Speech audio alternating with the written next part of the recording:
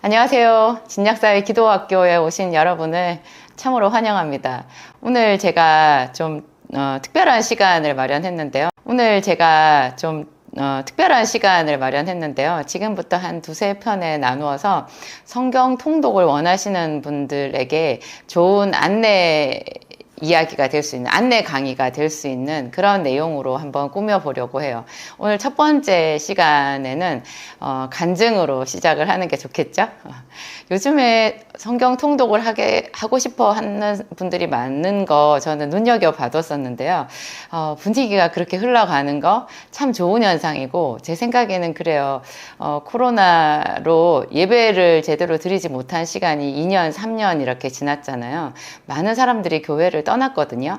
그런데 한편으로 그 예배를 제대로 못 드리는 그 기간이 도리어 사람들에게 약이 되어서 더 하나님의 은혜를 갈망하는 무리들이 생긴 것 같아요.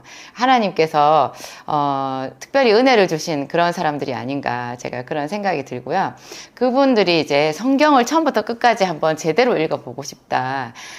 이거를 읽어서 이 속에서 내가 하나님의 은혜의 말씀을 발견하고 어떤 신앙의 새로운 단초를 마련하고 싶은 그런 마음을 먹으신 것 같아요. 그런 분들에게 그쵸, 너무 좋은 거죠, 이거는. 근데 성경 통독을 하기 위해서는 좀 사전에 뭔가 알고 시작을 하면 참 좋은데요. 제가 오늘 말씀드릴 그 성경 통독에 대한 간증 이야기는 주인공이 제가 아니고, 제가 한 25년 전이죠. 그 광명시 소화동에서 그 힘들게 약국을 운영하고 있을 때 그 약국의 손님이었던 생선가게 아주머니 이야기예요. 그분이 그때로부터 한 글쎄요 15년인가 20년 전 이야기를 저한테 하셨거든요. 그분이 약국에 들어오실 때 온몸에 생선 비린내가 났어요. 그런데 그분의 그 말씀하시는 거나 뭔가 이렇게 그 행동하시는 거나 이런 분위기라고 해야 되나요? 뭔지 좀 많이 배운 분 같고 좀 분위기가 많이 고상했어요. 그래서 제가 그분을 좀 자세히 눈여겨봐뒀었는데, 어느 날 그분한테 이렇게 좀 관심을 가지고 이렇게 말을 시켰더니 그분이 놀라운 자기 간증을 이야기하시는 거예요. 그때로부터 그러니까 자기 아들이 당시에 한 20대 중반 정도 됐었는데요. 그 아들을 등에 업고 다닐 때 이야기였어요. 그 무렵에 남편이, 아마 제 기억에는 그래요. 남편이 사업이 망했다고 그랬나. 하여튼 집에 무슨 편지 풍파가 일어가지고요. 모든 삶의 기반을 다 잃어버린 거예요. 도저히 살아갈 어떤 소망이 보이지 않는, 뭔가 밑바닥에서부터 시작하려고 해도 그랬대요. 그분이 너무 힘들었는데 이 아이들 데리고 내가 죽어야 되나, 그런 생각이 들었을 무렵이었는데요. 자기가 성경을 읽어봐야 되겠다는 생각을 했대요. 그러니까 하나님께 손을 내민 거죠. 이분이 하나님께 도와달라고 어떤 손을 내미는데요. 자기가 작정해서 뭔가 구체적으로 자기가 할 일을 정했다라고 보면 되는 것 같아요. 제가 봤을 때 그분은 성경을 처음부터 끝까지 읽으면서 하나님께 작정으로 기도한 그런 모양이었어요. 하나님께 성경을 읽으면서 간절한 마음을 올려드린 거죠. 도와달라고. 하나님 저에게 길을 보여달라고 그러면서 성경을 읽으신 거예요. 무슨 뜻인지 알지도 못하고 그냥 무조건 읽었대요. 이 긴 성경, 여러분이 성경 얼마나 길어요? 이게 물론 이 뒤편에는 지금 찬송가까지 합쳐져가지고 이렇게 굵기는 한데요.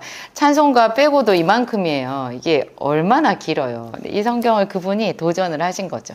등에 업은 아이를 그렇게 안고 기도하지 않았겠어요? 그러면서 성경을 읽지 않았겠어요? 무슨 뜻인지 모르고 2달 정도 걸렸다 그랬나? 이거를 처음부터까지 하여튼 다 읽은 거예요. 다 읽었는데 읽고 나서 자기에게 놀라운 변화가 생겼대요. 놀라운 변화. 세상에 용기가 생기더래요. 뭐든지 할 수 있을 것 같은.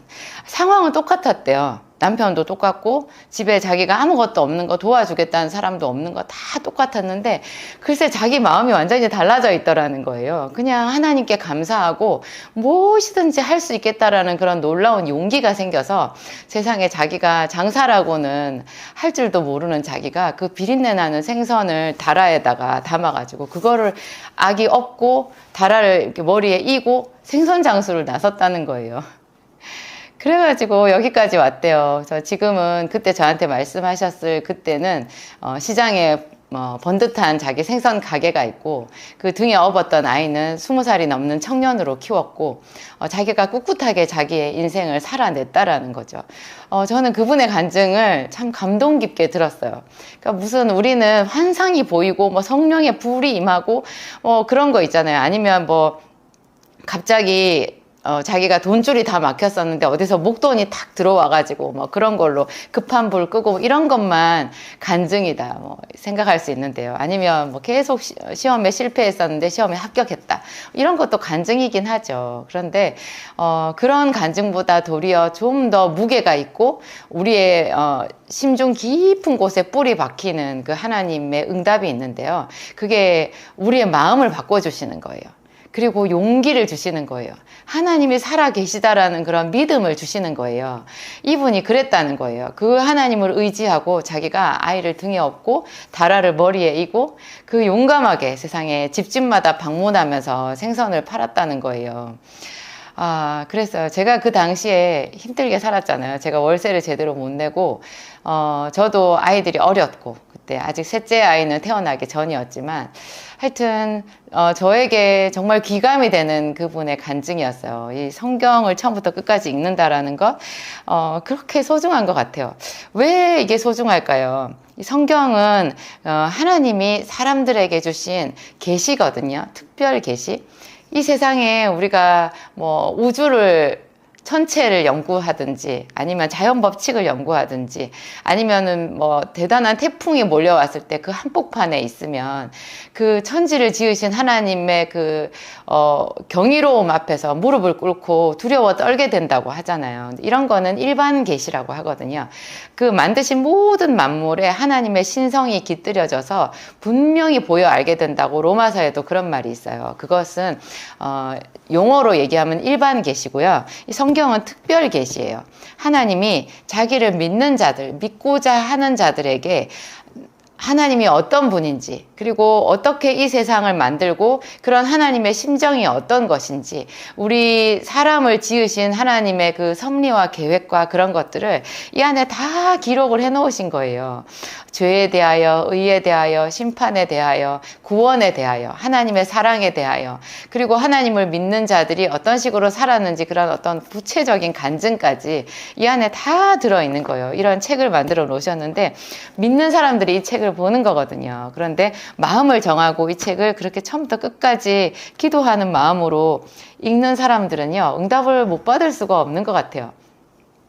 그래서 제가 그 이후에 많은 사람들한테 제가 이제 목회를 남편이랑 같이 목회를 하면서 사람들을 만나고 특히 청년들을 만났을 때 제가 그 이야기를 이런 이야기를 잘 해줬어요.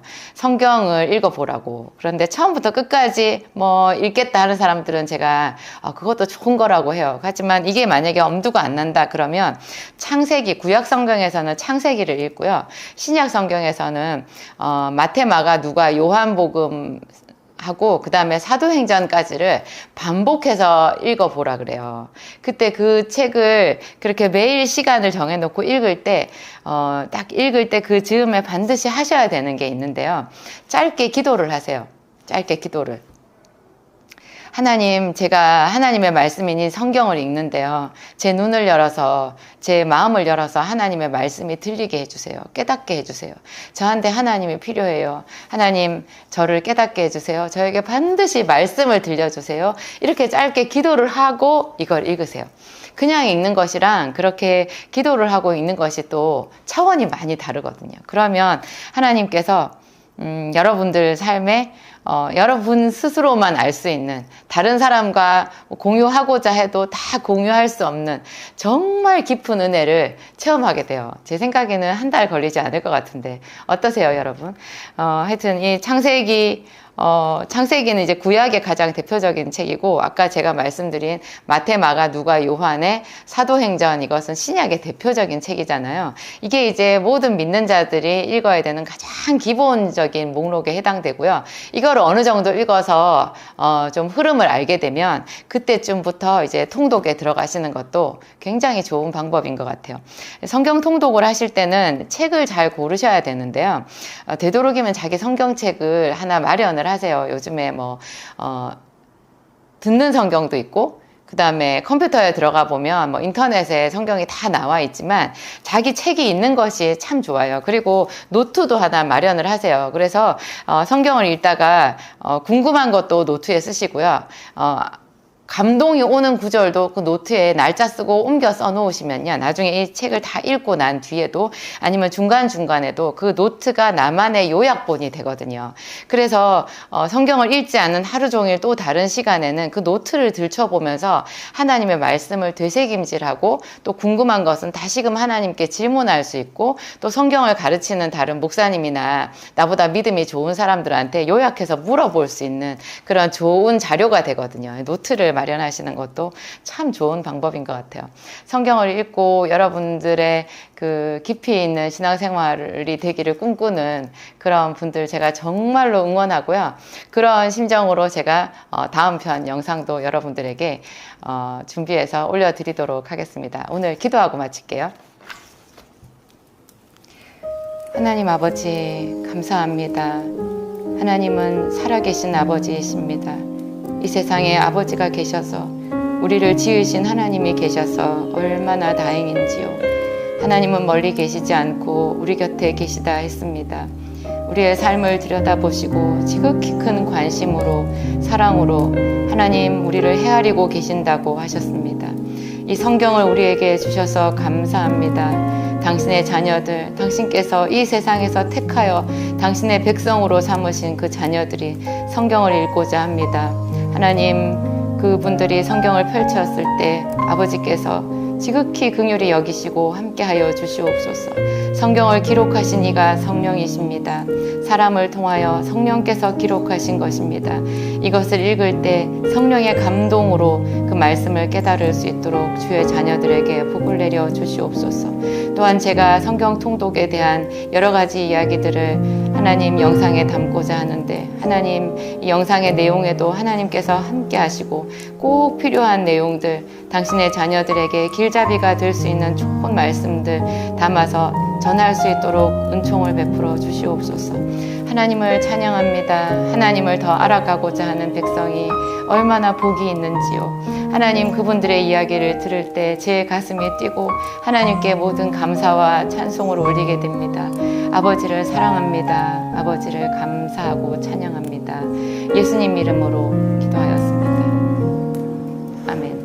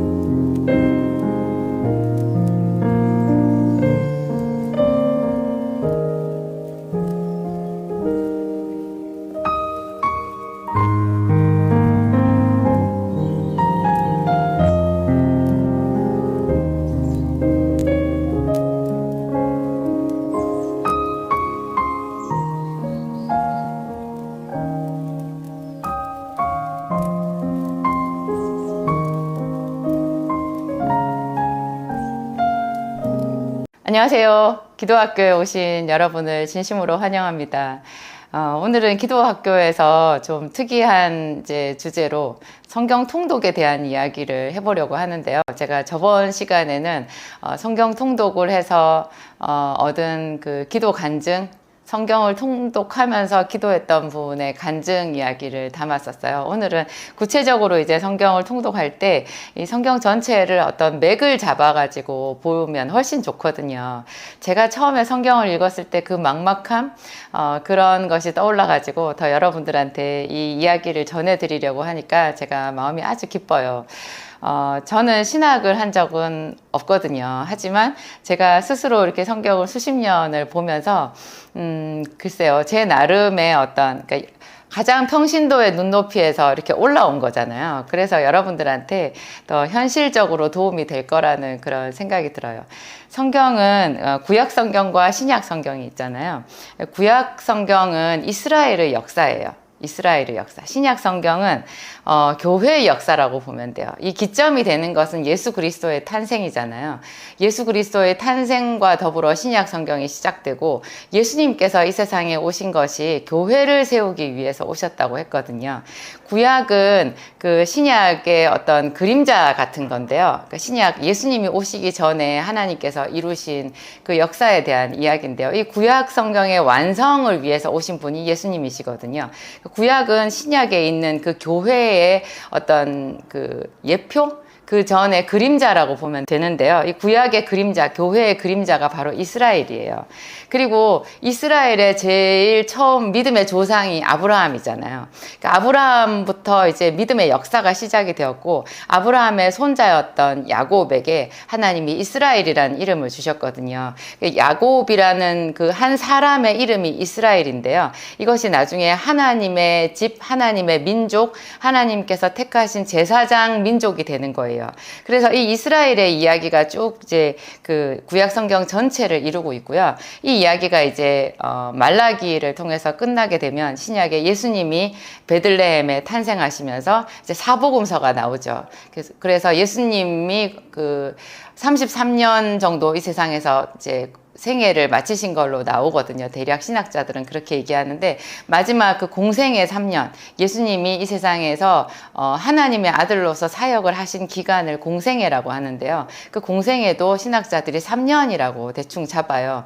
그러니까 요한복음을 보면요, 6월절이 3번 나온다고 하네요. 그래서 그것을 3년이라고 잡는다고 하는데요. 어쨌든 그 예수님의 3년의 공생애를 통해서 예수님께서 십자가에 죽으셨고 부활하셨잖아요. 그 이후에 사도행전을 통해서 이제 그리스도의 몸된 교회가 탄생을 하죠. 그래서 신약은 교회의 역사, 그리고 구약은 이스라엘의 역사, 이렇게 나누어서 볼 수 있는 거예요. 그리고 이 신약과 구약은요, 정확하게 대칭 구조를 이루고 있어요. 성경을 66권을 배열을 한 그 배열 자체가 상당히 체계적이고 과학적이라는 생각이 들더라고요. 일단 구약 성경의 맨 처음이 창세기잖아요. 저는 성당에서 신앙생활을 한 6년을 했었는데요. 참 안타깝게도 거기서 제대로 된 성경을 본 적이 없었어요. 제가 본 것은 신약 성경이더라고요. 나중에 보니까.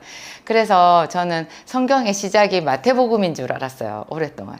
신부님이 가지고 있는 이렇게 두꺼운 성서랑 제가 가지고 있는 그 얇은 신약 전서의 차이점이 뭔지를 잘 모르고 6년을 지나갔거든요. 그리고 제가 대학교 1학년이 되어서 성경 공부를 하게 되었을 때 그때 처음으로 알았어요. 이 두꺼운 성경책 전체 66권의 제일 처음 시작이 창세기라는 거. 창세기는 말 그대로 이 세상이 어떻게 탄생하게 되었는지 그 인류의 역사가 나오잖아요. 하나님의 창조의 역사. 그래서 창세기 1장부터 보면 태초에 하나님의 천지를 창조하시니라, 그렇게 이제 이야기가 시작하잖아요. 이 창세기 다음에 출애굽기, 레위기, 민수기, 신명기, 이 5권에 연결된 책을 모세오경이라고 해요. 이것은 하나님께서 천지를 만드신 그 태초의 시작부터 해가지고 이제 쭉 이야기가 나오다가 노아의 홍수가 나오고, 노아의 홍수 이후에 이제 그 또 많은 민족이 흩어지는데 그 중에 딱 한 사람, 아브라함이라는 사람을 하나님이 선택하셔요. 거기서부터 이제 믿음의 역사가 시작되는 거예요. 그 이전에는 그냥 그 선사시대라고 생각하면 돼요. 인류의 역사에도 왜 역사시대가 있고 역사시대 이전을 선사시대라고 얘기를 하잖아요. 성경도 창세기에서 태초에 맨 처음 사람이었던 아담부터 아브라함 바로 직전까지 있잖아요. 데라까지, 거기를 우리가 선사시대에 해당된다라고 보면 되는 것 같아요. 이제 제대로 된 믿음의 사람의 이야기는 아브라함부터 시작을 하거든요. 그래서 아브라함을 믿음의 조상이라고 말하는 거예요. 하나님이 그 많은 사람 중에 딱 한 사람 아브라함을 선택하셨고, 그 아브라함의 아들들 그 계보를 이어가시면서 하나님의 구원의 역사를 시작하시거든요. 이 성경 전체는 성경 66권 전체를 해서 주제를 삼으라고 하면 예수 그리스도를 통한 구원이잖아요. 예수 그리스도를 통한 구원. 그러니까 하나님은 이 세상을 사랑하셨고 이 세상을 구원하시기 원하셨는데요. 그 하나님의 구원의 역사를 이루시기 위해서 예수님을 이 세상에 보내셔야 됐거든요. 그래서 예수님이 이제 마태복음에 보면 이제 예수님이 태어나시는 그 장면이 나오는데 어느 날 갑자기 하나님이 충동적으로 예수님을 이 세상에 태어나게 하신 게 아닌 거예요.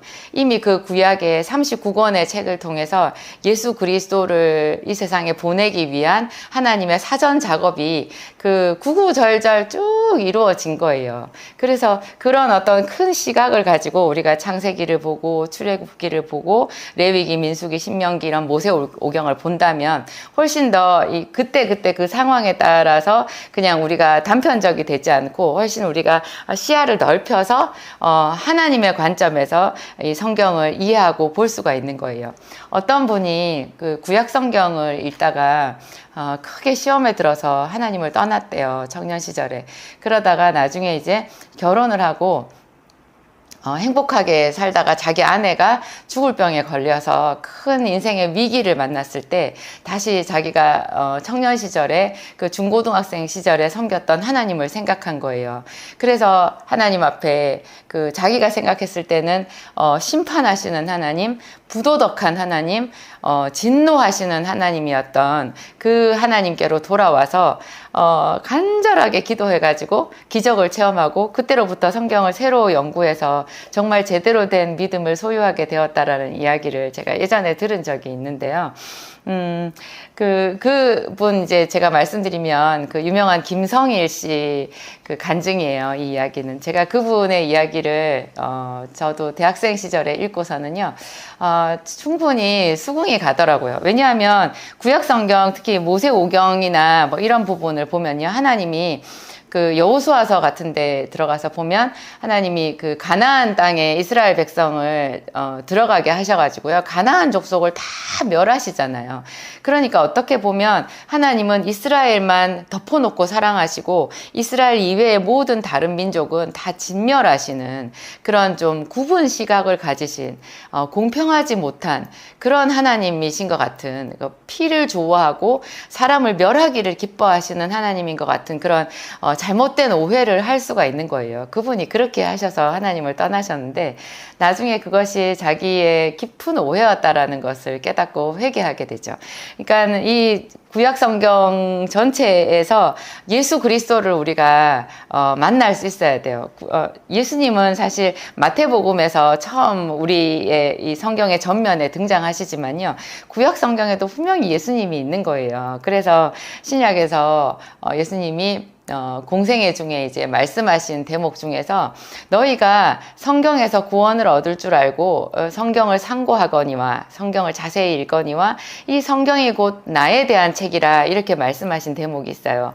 그때 말씀하신 예수님이 말씀하신 성경은 구약 성경을 말하거든요. 왜냐하면 예수님이 그 말씀하신 대목이 예수님 공생애 기간에 이거 복음서에 나오는 이야기니까 이 복음서 이후에 신약 성경은 아직 하나도 지어지기 전에 예수님이 복음서의 내용을 지금 실행에 옮기고 있는 그 과정에서 말씀하신 성경인 거잖아요.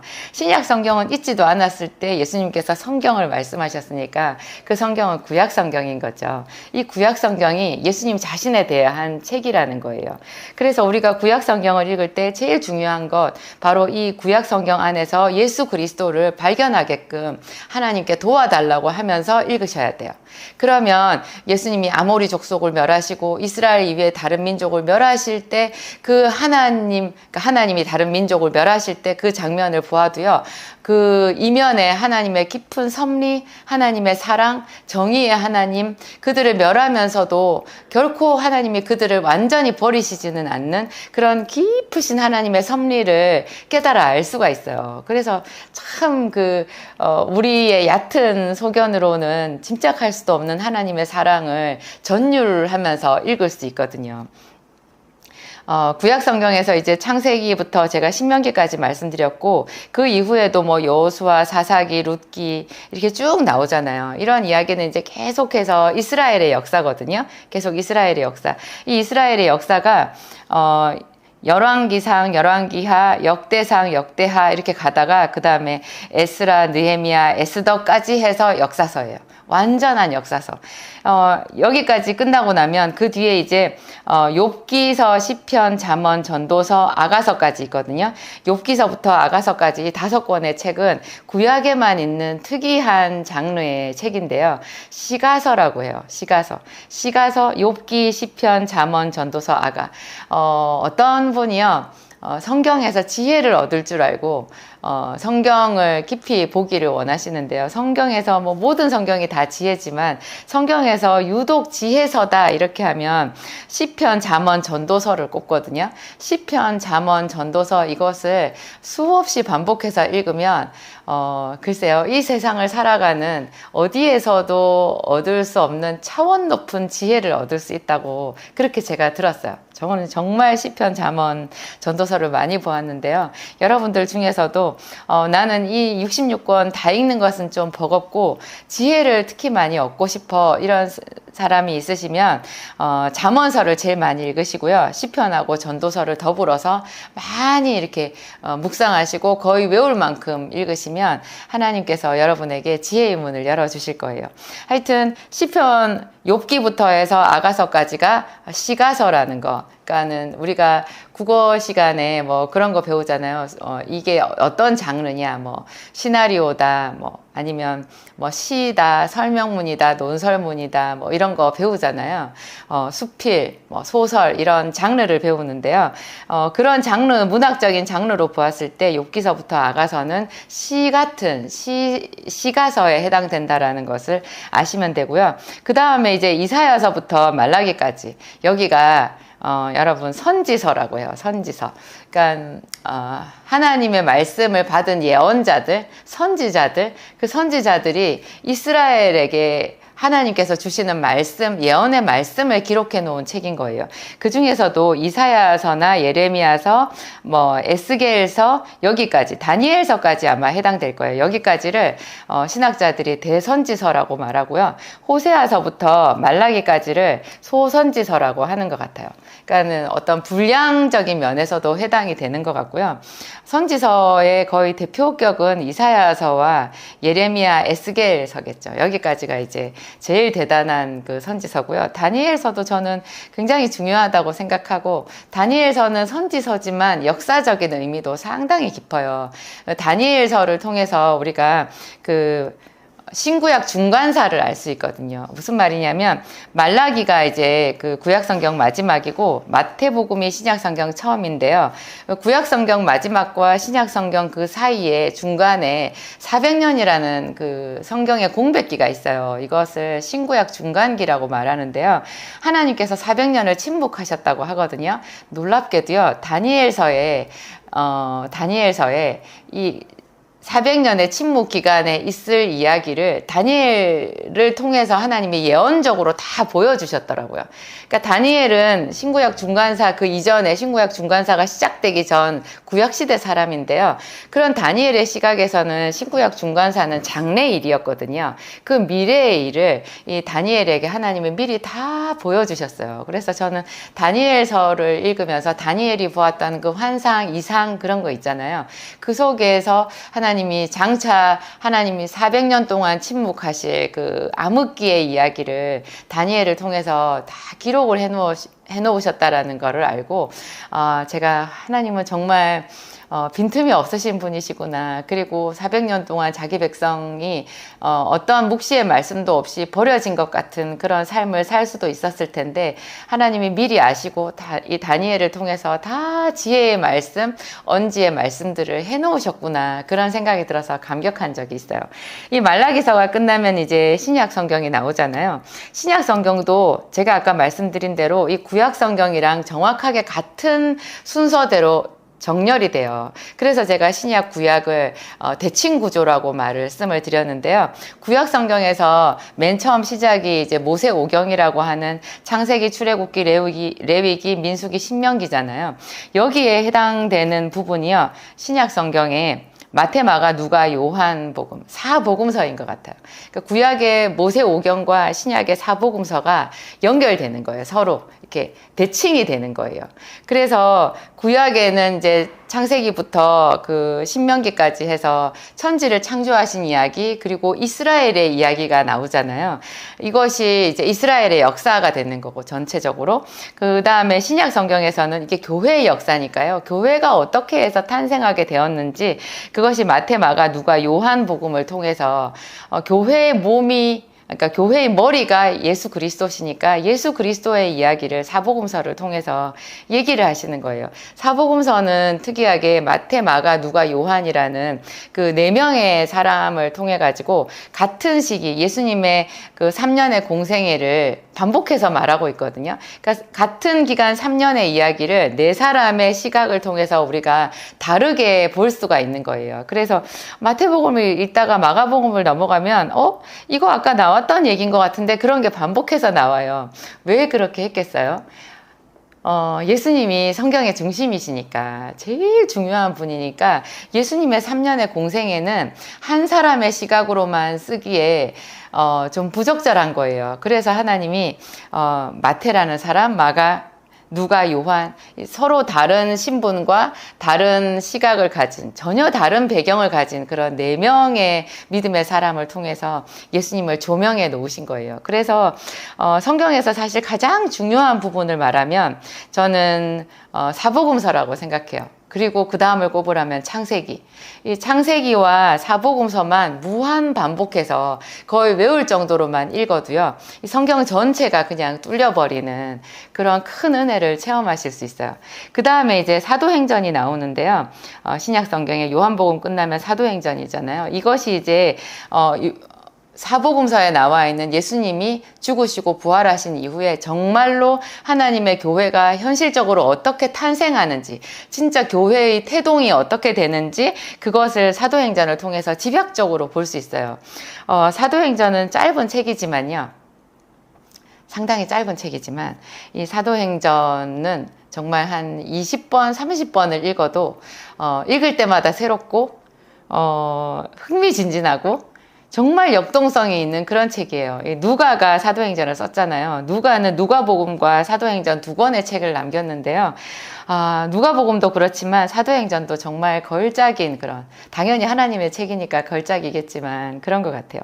그리고 이 사복음서 중에서 누가복음은 그 누가라는 사람이 아까 제가 말씀드렸는데, 누가는 유대인이 아니거든요.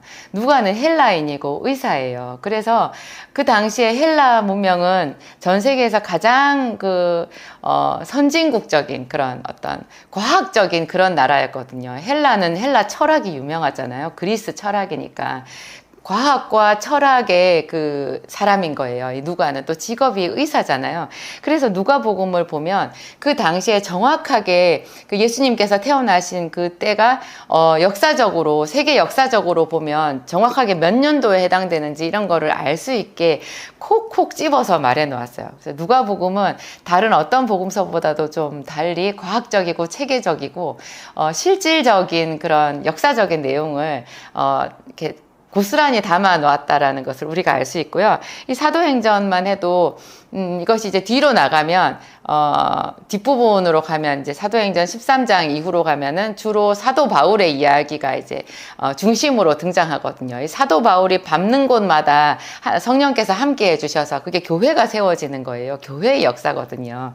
그래서 어떻게 보면 사도행전이 전도 여행을 한 거니까 사도행전은 뒤로 가면 거의 대부분이 이게 기행문인데요. 이 기행문을 쓰는 것이 얼마나 사람이 머리가 좋아야 되는지 몰라요. 그리고 하나하나 다 기록을 해야 되고, 글쎄요, 저는 기행문을 쓰는 사람들이 정말 대단하다라는 생각을 학교 다닐 때도 했었는데요. 이 사도행전이 그런 거예요. 그래서 누가 같은 사람만 쓸 수 있는 그런 이야기다라는 생각이 들어요. 이 사도행전이, 사도행전까지가, 그러니까 사복음서하고 사도행전까지가 신약의 어떤 역사라는 생각을 하면 되고요.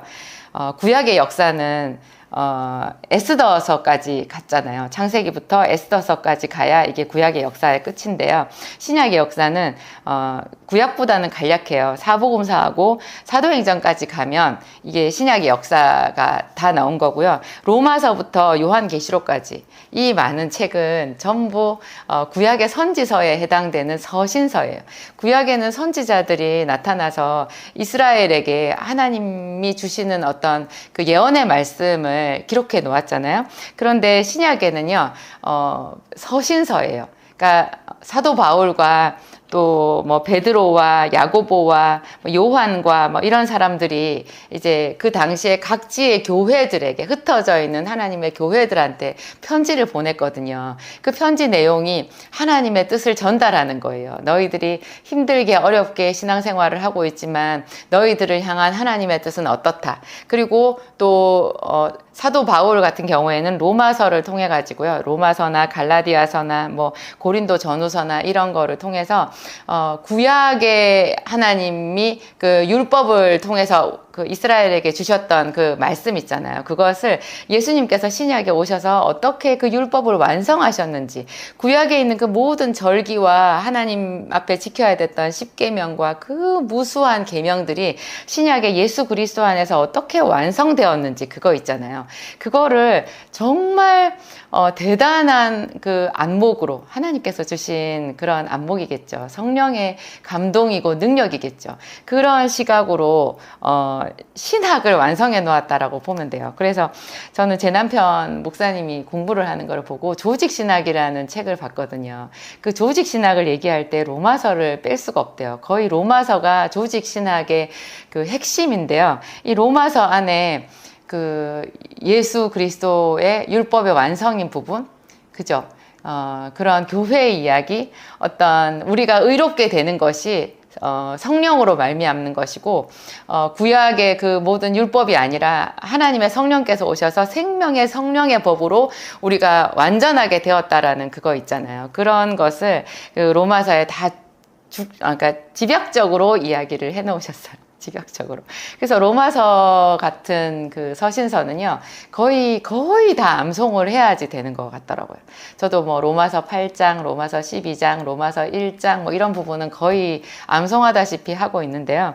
하여튼 여러분들 처음부터 끝까지 이렇게 성경을 어떤 큰 맥을 잡고 읽는 거 굉장히 중요하고, 이렇게 한번 쫙 읽고 나면 뭐 예배 시간에 목사님이 성경 어디를 라고 할 때 찾기도 쉽지만, 이게 역사서에 해당되는구나, 이거는 시가서구나, 이거는 제일 앞에 모세오경에 해당되는 것이구나, 뭐 이런 거 있잖아요. 이거는 선지서네, 이렇게 하면은 찾기가 훨씬 쉽잖아요. 그런 면에서도 좋지만, 나중에 이제 세세하게 그 한 부분 한 부분을 들어가서 우리가 묵상하는 것이, 성경을 묵상하는 것이 사실은 그 기도의 가장 핵심적인 부분이거든요. 제가 기도학교를 하면서 여러분들한테 기도의 어떤 실마리가 될 만한, 토대가 될 만한 그런 말씀을 이렇게 전해드릴 때 여러분들 혹시 눈치채셨는지 모르겠는데, 그 내용이요, 전부 묵상이에요.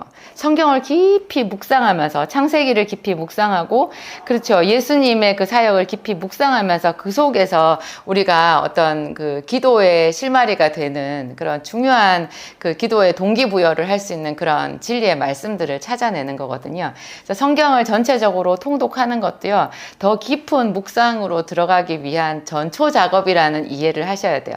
그래서 어떤 분들은 처음부터 끝까지 뭐 통독만 뭐 수십 번, 수백 번 반복하시는 분들도 있던데, 저는 그런 것보다는요, 통독은 어느 수준 정도에서 이렇게 하시는 거고요. 훨씬 더 심층 있게 하나님 앞에 다가가는 방법은 통독보다도 성경 한 구절 한 구절을 깊이 있게 묵상하는 것이라는 것, 돋보기로 들여다보는 것이라는 것. 그렇지만 또 묵상만 하다 보면 전체적인 맥락을 잃어버리니까 자칫하면 우리 하나님 깡패 하나님 아니야, 이런 이상한 생각을 할 수도 있거든요. 출애굽기나 뭐 민수기 이런 거 묵상하다가 전체적인 하나님의 사랑을 이해하지 못하면, 하나님은 이스라엘만 편애하시고 나머지 민족들은 다 멸하시기를 원하시는 그런 알 수 없는 하나님이라는 오해를 할 수도 있어요. 그래서 통독이 필요한 거예요. 이 두 가지가 이런 하여튼 전혀 다른 어떤 것도 버릴 수 없는 그런 유익한 점을 가지고 있다라는 거 생각하시면 성경을 읽는데 아주 도움이 많이 될 것 같습니다. 신약 성경 그 서신서 중에서 제가 가장 중요하게 생각하는 부분은 저는 로마서하고 고린도 전후서인 것 같아요. 이것이 제 생각에는, 이건 제 견해예요. 제 생각에는 다른 모든 서신서보다 가장 중요한 복음의 핵심을 담고 있다라는 생각이 들고요. 여러분들도 나름 성경을 읽으시면서 여러분들의 어떤 그런 성경 읽는 체계가 세워질 수 있을 거예요. 그러면 정말 하나님과 깊은 교제를 하실 수 있고요. 친밀한 기도에 들어가실 수 있고요. 이렇게 성경을 많이 묵상하고 항상 성경을 되뇌이고 그 성경 말씀을 토대로 하나님 앞에 기도를 하다 보면 그렇죠. 신비한 체험도 많이 하실 수 있게 돼요. 기도하고 마치겠습니다. 하나님 아버지 감사합니다. 제가 오늘 기도학교에서 이 하나님에 대해 서사시인 성경을 큰 맥락 잡기로 한번 훑어보았습니다. 당신의 말씀을 깊이 묵상하고자 하는 백성들을 하나님 사랑하십니다. 그분들에게 은혜 내려 주시옵소서. 제가 성경을 읽으면서 체험했던 것보다 훨씬 더 큰 은혜를 이 모든 주의 백성들에게 내려 주시옵소서. 하나님 당신의 아들 딸들을 어루만져 주시옵소서. 하나님 이 방대한 책 성경을 펼쳐서 읽을 때 하나님 그 속에서 헤매지 아니하고 하나님의 사랑 우리 주 예수 그리스도의 그 깊으신 구원을 깨달아 알 수 있도록 조명하여 주시옵소서. 성경을 기록하신 성령 하나님 임하시옵소서. 하나님 성령의 감동으로 성경을 깨달아 알고 그래서 마음이 뜨거워지고 하나님의 사랑에 감복하도록 우리 모든 당신의 자녀들을 어루만져 주시옵소서. 하나님 이 땅에 세워져 있는 모든 교회에 이 말씀의 바람이 불기를 원합니다. 성령의 바람을 불게 하소서. 성령의 바람을 우리에게 주소서. 하나님 이 말씀을 가지고 기도할 때마다 하늘문을 열어 주시옵소서. 주의 자녀들의 삶에 하나님 말씀으로 응답하여 주시옵소서. 아브라함의 이야기는 그 4,000년 전 아브라함에게 머문 이야기가 아닙니다. 그것은 곧 우리의 이야기고 나의 이야기입니다. 우리 집의 이야기입니다. 하나님 그런 것을 우리 성도들이 당신의 자녀들이 성경을 통해서 성경 말씀을 가지고 기도하는 그 과정 속에서 놀랍게 체험하도록 하나님 은혜를 베풀어 주시옵소서. 하나님께 영광 올려드리오며 예수님 이름으로 기도하였습니다. 아멘.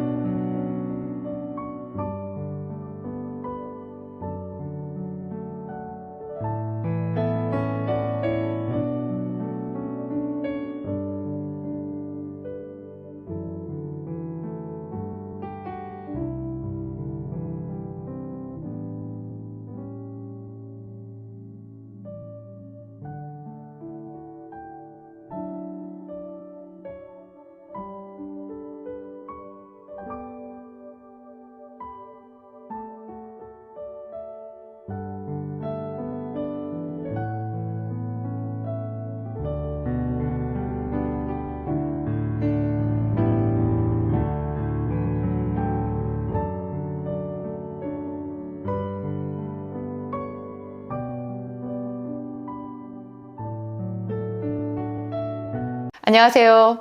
기도를 더욱 깊어지게 하기 위해서 성경을 꼭 읽어야 되죠. 성경을 아주 깊이 있게 읽고 그 속에서 하나님의 음성을 듣고 그래야지 하나님과 소통되는 그 기도가 제대로 더 발전되는 성장하는 기도가 될 수 있거든요.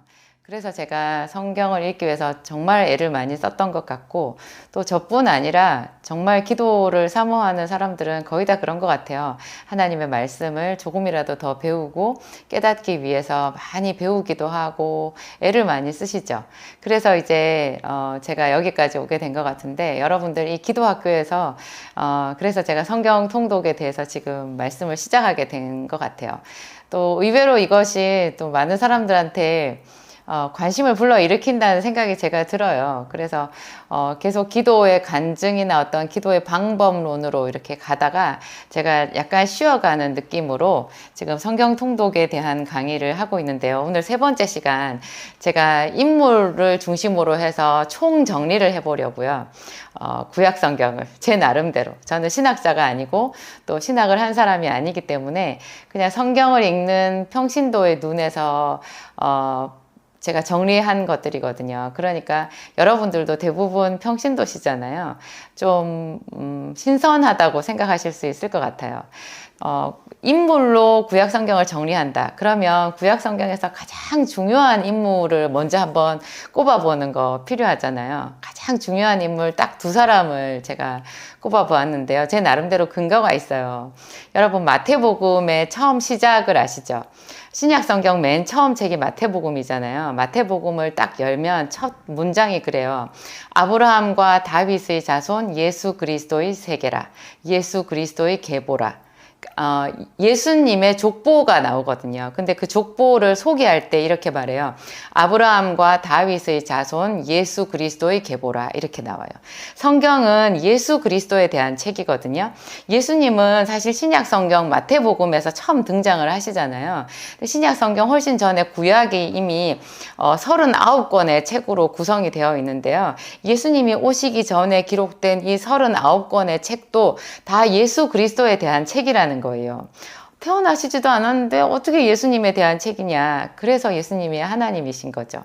우리가 성령을 받고 정말 하나님을 만났다 하면은 예수 그리스도를 경험했다라는 그런 뜻이 되거든요. 그리고 우리를 스스로 뭐라고 해요? 예수 믿는 사람이라고 해요. 하나님 믿는 사람이라고 하지 않아요. 우리를 예수 믿는 사람이라고 그렇게 말하는 거예요. 예수님을 모르면 하나님을 모르는 거예요. 우리가 하나님을 더 깊이 체험하고 성령에 제대로 노출이 되고 성령의 기름 부으심을 받을수록요, 강력하게 받을수록 예수님이 보여요. 예수님이 전부 다예요. 완전 예수님이 전부 다예요. 심지어 이 구약 성경이 예수 그리스도에 대한 책이라는 것을 매 순간마다 발견할 수 있으면 그 사람은 구약 성경을 제대로 성령의 조명하에서 보았다고 할 수 있거든요. 그런 각도에서 이 긴 39권의 책을 이제 인물 중심으로 보잖아요. 그러면 마태가 얘기한 대로 가장 중요한 사람은 아브라함과 다윗인 거예요. 여기서 한 사람을 더 그 중간에다가 집어넣으면요, 야곱을 꼽을 수 있어요. 왜냐하면 성경은 예수 그리스도에 대한 책이고 예수님이 이 세상에 자기의 백성으로 택한 자들을 이름을 붙여주셨는데 그 이름이 이스라엘이거든요. 이스라엘이 곧 하나님의 백성이라는 뜻이잖아요. 그래서 신약에 오늘 우리가 사실은 우리는 유대인이 전이 아니고 이스라엘 혈통으로는 이스라엘 백성이 아니지만 하나님이 예수 그리스도를 믿는 순간 우리를 영적인 이스라엘이라고 얘기해 주시는 거예요. 그러니까 이스라엘이라는 이름은 하나님의 백성을 지칭하는 그 명칭이거든요. 그런데 이 이스라엘이 본래 사람 이름이었잖아요. 바로 아브라함의 손자 야곱에게 하나님께서 새로 이름을 주셨는데 그게 이스라엘이에요. 이제 너를 다시는 야곱이라 부르지 않고 너를 이스라엘이라 하리니 이는 내가 하나님과 사람과 겨루어 이겼음이라. 그렇게 말씀하시면서 그 야곱이라는 이름을 하나님이 영광스러운 이름 이스라엘로 하나님을 감동시킨 그런 믿음의 사람이라는 뜻 아니겠어요? 본래 야곱은 아버지의 차자였잖아요. 쌍둥이였지만 분명히 둘째 아들이었거든요. 그런데 형 에서보다도 야곱이 훨씬 더 하나님을 사랑했고 그 뜨거운 열정과 믿음 하나로 하나님 앞에 장자의 명분을 인정받았어요. 처음에는 야곱이 열심히 앞서가지고 형 에서를 속이고 나중에는 아버지를 속이고 축복을 가로챈 것 같은 그런 출발이었지만 결국 그 외삼촌 라반의 집에서 20년 그 이후에 또 돌아와서 야복 강가에서 하나님의 천사와 겨루어 이기면서 결국 야복 강가에서 그 하나님께 인정받은 거죠. 이스라엘이라는 그 이름을 받으면서. 그래서 아브라함과 다윗 요 중간에 한 사람을 넣으라면 야곱이 되는 거예요. 성경 중에서 제일 처음 시작이 이제 창세기잖아요. 창세기에 맨 처음에는 이제 하나님께서 태초에 천지를 창조하신 이야기와 그리고 사람을 위해서 에덴 동산을 창설하시고 거기 아담과 하와를 지으신 이제 인류 최초의 사람 아담과 하와의 이야기가 나오는데요. 이 아담과 하와가 선악과를 먹는 범죄를 저지르잖아요. 그래서 에덴 동산에서 쫓겨났고 거기서부터 이제 하나님의 구원의 역사가 시작되는 거예요. 사람이 범죄한 그 순간에 하나님은 구원의 계획을 세우셨어요. 근데 하나님의 구원의 계획과 별개로 사람들은 점점 더 죄에 깊이 빠져들어가잖아요. 이 죄가 창궐해가지고요. 나중에 노아의 시대에는 정말 하나님이 눈 뜨고 볼 수 없게 그렇게 세상이 타락해버렸어요. 노아의 시대에는 사람들의 수명이 거의 900살 이상이었잖아요.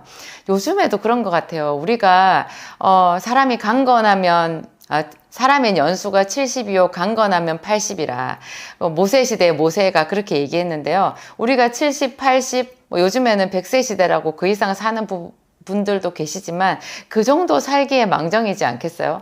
우리가 예를 들어서 한 300년쯤 산다 그러면 저는 이렇게 죄를 많이 짓고 피곤한 인생을 300년을 산다? 물론 건강하게 오래 100세까지 산다라는 거 그게 우리가 서로를 축복해 줄 때 쓰는 말이기도 하지만 하나님 없는 300년 끔찍한 것 같아요. 노아 시대에 그랬다니까요.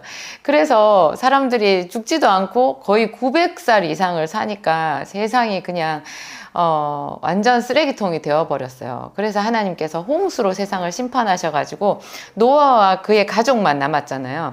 그러면 어떻게 보면 그래요.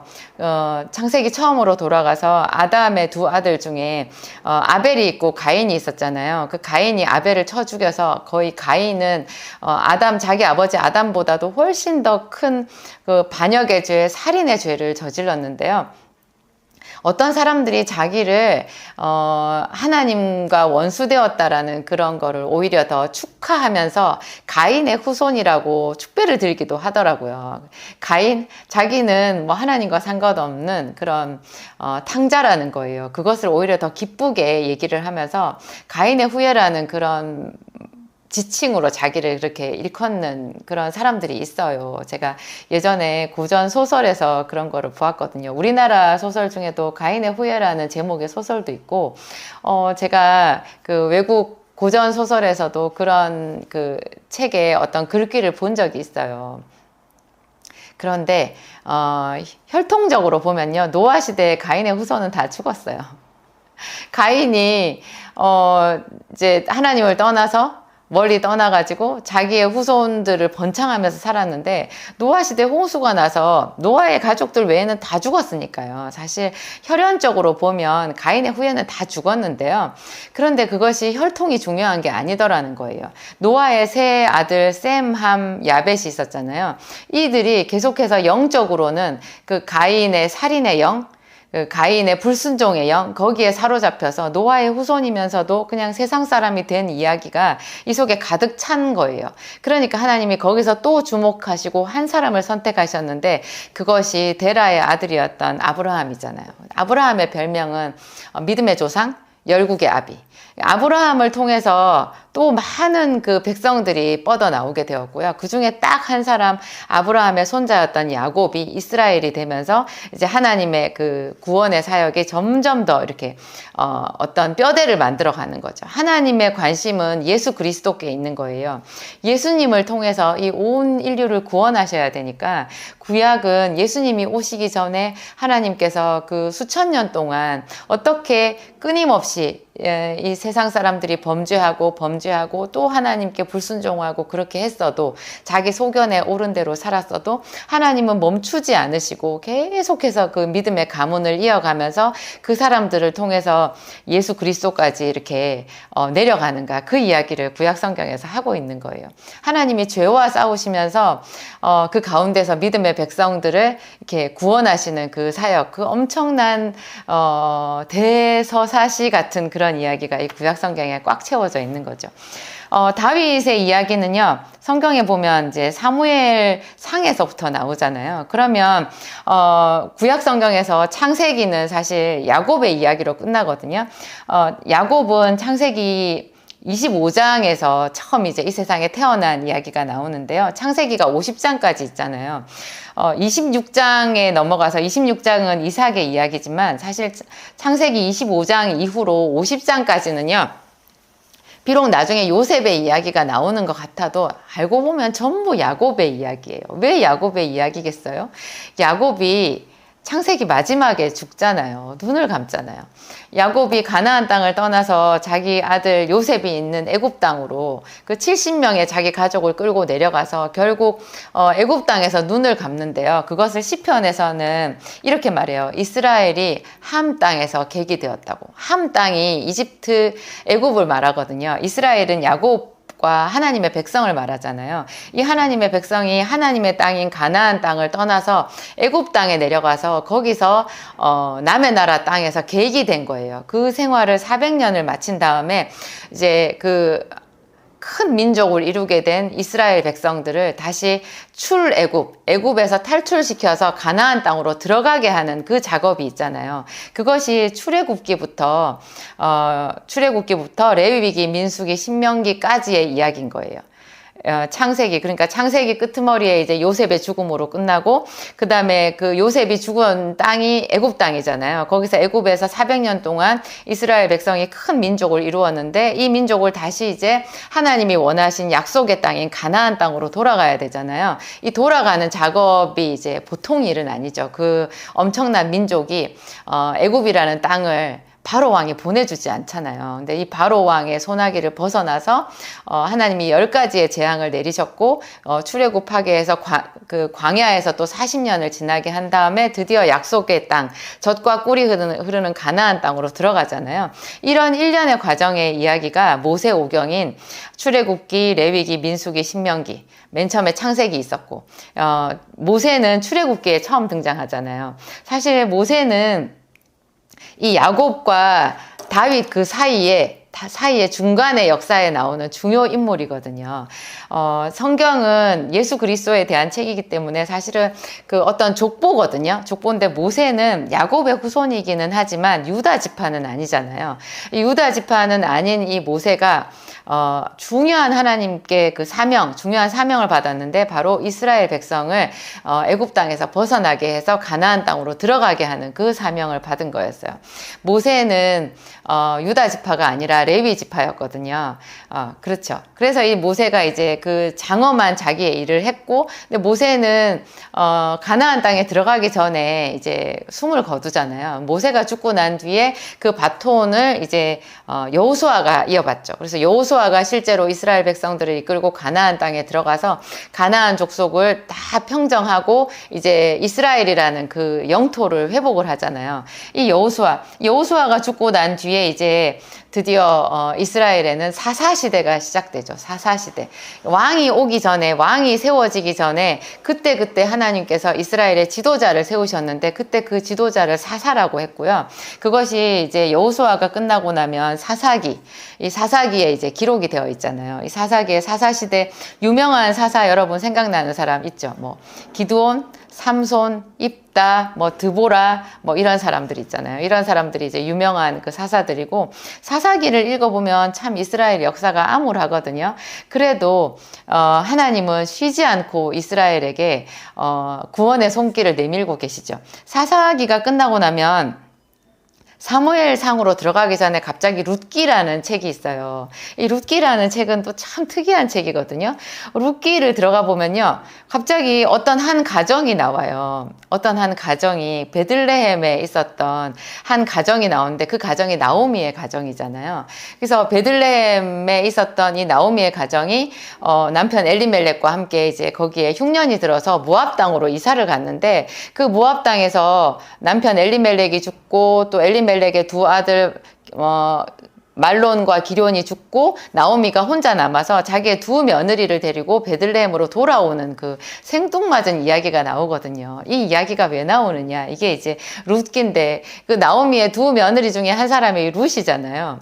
이 룻이 믿음의 여인이었고 비록 모압 족속이지만 베들레헴으로 자기 시어머니를 모시고 가서 거기서 시어머니의 하나님을 섬기면서 살기를 작정한 그런 아름다운 여인이었거든요. 근데 이 여인의 그러니까 이 여인의 이야기를 다룬 룻기가 참 신비한 책이에요. 이 룻기의 마지막 부분에 보면요, 다윗의 족보가 나오는 거예요. 네, 룻이 과부가 되었지만 자기 어머니 나오미를 따라가서 베들레헴에 가서 보아스를 만나잖아요. 그래서 보아스와 결혼을 해요. 근데 이 보아스가 유다 지파의 자손인 거예요. 이 보아스와 룻 사이에서 태어난 사람이 오벳이고요. 그 오벳의 손자가 다윗인 거예요. 그러니까 성경에서 지금 구약 성경에서 가장 중요한 인물이 아까 아브라함과 다윗이라고 했잖아요. 그러니까 그 중간에 이스라엘의 면면한 이런 역사가 나오는데 성령께서는 다윗의 이야기를 하시고 싶은 거죠. 다윗이 이 세상에 태어나게 된 그 배경 이야기를 하면서 룻과 나오미 같은 그런 믿음의 여인의 이야기를 거기다 딱 끼워 놓으신 거예요.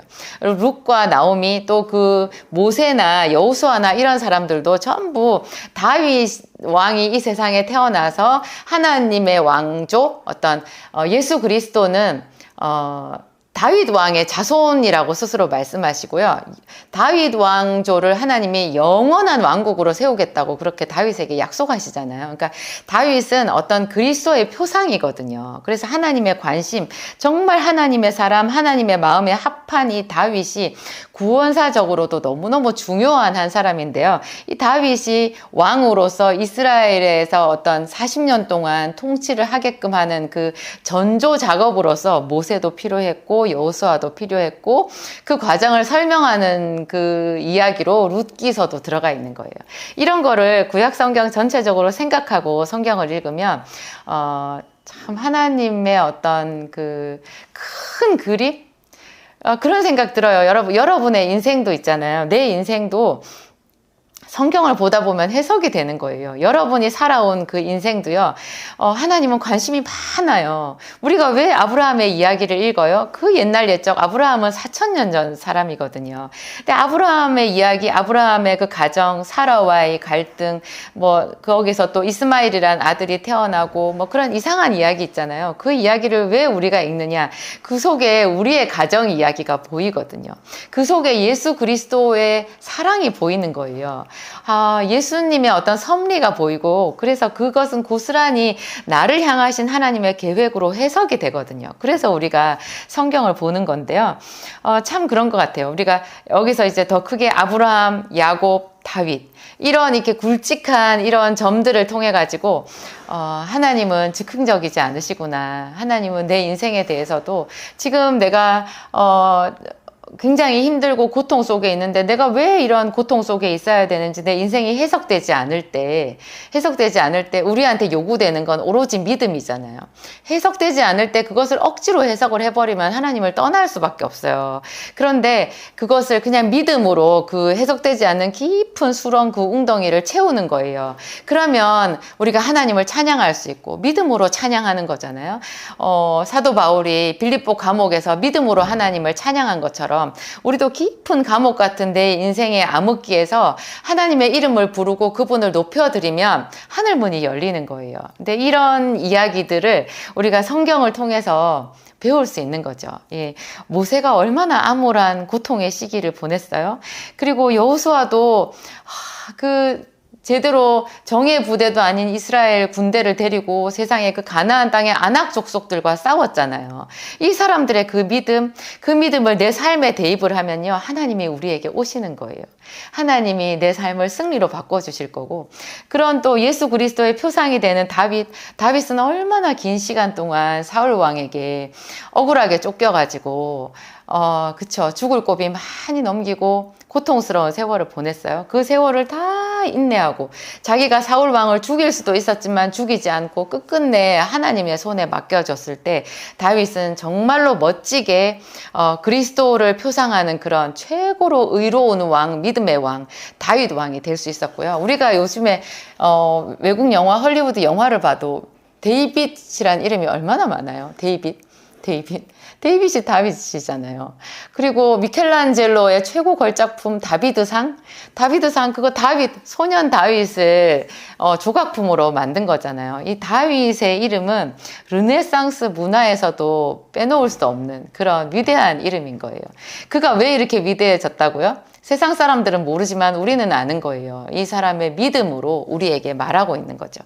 하여튼 이 사무엘상 이야기를 또 제가 잠깐 해야 되는데, 그 사무엘상을 펼치면요, 아까 룻기처럼 참 여기도 재밌어요. 룻기가 지나면 이제 다음에 사무엘상이잖아요. 사무엘상도 어떤 한 가정의 이야기를 시작해요. 에브라임 산지에 라마다임 소빔이라는 곳에 엘가나라고 하는 사람이 있었는데, 그 사람에게 두 아내가 있었으니 한나와 브닌나라. 한나는 자식이 없고 브닌나는 자식이 있었다. 이런 이상한 이야기로 이스라엘 역사가 펼쳐지는 거예요. 새로운 이스라엘 역사. 그러니까 사무엘상이라고 하는 이거는 이스라엘 역사서잖아요. 이스라엘의 한 역사, 새로운 역사의 한 장이 열리는 그 첫 부분이 에프라임 산지에 있었던 엘가나라는 사람에게 두 아내가 있었는데 한 사람은 자식이 있고 한 사람은 자식이 없었다. 그런 이야기로 시작하는 거예요. 저는 너무 가슴이 뛰었어요. 이 부분을 읽으면서. 여러분의 가정에도요, 그렇게 하나님이 들여다보시는 거예요. 정말 여인이 자식을 못 낳는다? 얼마나 지극히 그 개인적이고 수치스러우면서도 가슴 아픈 어떤 그런 사사로운 이야기잖아요. 그런데 이 여인이 하나님 앞에 기도했을 때 하나님이 사무엘상이라는 새로운 역사의 장을 열으신 거예요. 이 한나의 아들이 사무엘이고요. 이 사무엘이 사사시대의 마지막 사사이면서 이스라엘 역사의 두 왕을 기름 붓는 가교 역할을 하거든요. 이 한나는 그 당시 사사시대의 이스라엘의 암울한 불신앙이나 이스라엘의 타락상을 위해서 기도하지 않았어요. 그냥 이 여자는 자기의 아픔, 여인으로서의 자기의 수치심, 그것을 가지고 하나님 앞에 가서 서원 기도를 드렸을 뿐인데요. 하나님이 이 여자의 작은 믿음을 이스라엘 역사를 바로 세워가는 재료로 쓰셨어요. 우리의 기도도 마찬가지인 거예요. 그래서 이런 하나하나에서 저는 막 저의 이야기가 보이고, 여러분들도 마찬가지이실 거예요. 이런 것을 우리가 하나씩 발견하면서 우리의 기도가 뜨거워지게 되는 거죠. 이 사무엘이 결국 이새의 아들 다윗을 알아보고 그에게 기름 부어서 다윗 왕을 세우잖아요. 그래서 사무엘상 이야기가 그렇게 끝나는 거고요. 사무엘하는 온전히 다윗이 왕이 된 이후에 40년 동안의 이야기거든요. 그래서 다윗이 왕이 된 다음에 이야기를 찾아보라 하면 당연히 사무엘하에서 찾아보는 게 맞고요. 사무엘하가 끝나면 이제 열왕기 상으로 들어가는데요. 열왕기상 첫 부분이 또 참 감격적이에요. 감격이라면 좀 그러네요. 감동적이에요. 다윗 왕이 나이 많아 늙음에 이불을 덮어도 따뜻하지 아니한지라. 이것이 열왕기상의 시작이거든요. 우리들의 위대한 믿음의 사람 다윗 왕이 이제 죽을 때가 가까이 온 거예요. 그래서 다윗 왕 이후에 그 열 왕들의 이야기, 그 수많은 왕들, 다윗의 후손이 되는 그 왕들의 이야기가 열왕기상, 열왕기하잖아요. 그래서 그 첫 부분이 다윗 왕이 나이 많아 늙음에 이불을 덮어도 따뜻하지 아니한지라, 이 이야기로 시작하는 거예요. 그래서 다윗 왕의 아들 솔로몬의 이야기가 나오고, 솔로몬이 또 했던 가장 큰 역사가 성전을 건립하는 거잖아요. 그래서 솔로몬이 그 솔로몬의 성전을 건축할 때 그 건축하는 기공식, 그러니까 건축을 마치고 그 성전 제막식이라고 해야 되나요? 그때 이제 번제를 드리면서 하나님 앞에 드린 그 솔로몬의 기도가 또 유명하잖아요. 그 솔로몬이 여호와의 백성들이 범죄해가지고 하나님께 진노를 받았을지라도 내가 지은 이 하나님의 집 이 성전에 와서 주의 이름을 부르고 기도하면 주는 계신 곳 하늘에서 들으시고 그의 죄를 사하시옵소서. 주의 백성이 또 범죄해서 먼 나라 타국으로 포로로 끌려갔더라도 그곳에서 내가 지은 이 성전을 향하여 회개하고 그 악한 길에서 돌이키면서 주의 이름을 부르면 주는 계신 곳 하늘에서 들으시고 그들의 죄를 사하시고 그들을 이 본토로 돌아오게 하옵소서. 뭐 그런 이야기를 아주 구구절절하고 있어요. 자기가 이 성전을 지었는데 이 성전이 하나님의 영광을 담을 수 있는 그릇이겠냐고. 하나님은 하늘과 그 하늘에 또 그 하늘이라도 감당할 수 없는 영광 중에 계신 분이 아니냐. 그런데 내가 지은 이 성전이 하나님의 영광을 담을 만한 그런 처소가 되겠느냐. 그렇지 않을지라도 주는 원하건대 이 성전에서 계셔서 이 성전에서 우리의 기도를 들으시고 우리의 찬양을 받으시고 주의 백성들과 함께 계시옵소서. 막 이렇게 기도해요. 저는 그 솔로몬의 기도가 너무나 장엄하고 좋은데요. 제가 왜 이 기도를 한참 얘기하느냐. 이 기도가 여기서 말하는 솔로몬의 기도에서 말하는 그 솔로몬의 성전이요. 바로 신약 성경에서 예수 그리스도를 말하는 거예요. 우리가 기도할 때 누구의 이름으로 기도해요? 예수 그리스도의 이름으로 기도하는 거예요. 또 예수님이 뭐라고 하셨어요? 너희가 이 성전을 헐라 내가 3일 만에 다시 일으키리라. 그때 말한 그 성전이 성전된 예수님 자신의 몸을 가리킨다고 했거든요. 예수님 자신을 가리킨다고 했거든요. 솔로몬의 성전은 예수 그리스도의 예표인 거예요. 솔로몬은 그 성전을 향해서 손을 펴서 기도하고 그 성전을 향해서 하나님의 이름을 부르고 회개하면 주는 그 기도를 계신 곳 하늘에서 들으시고 저희를 고쳐달라 그랬는데요.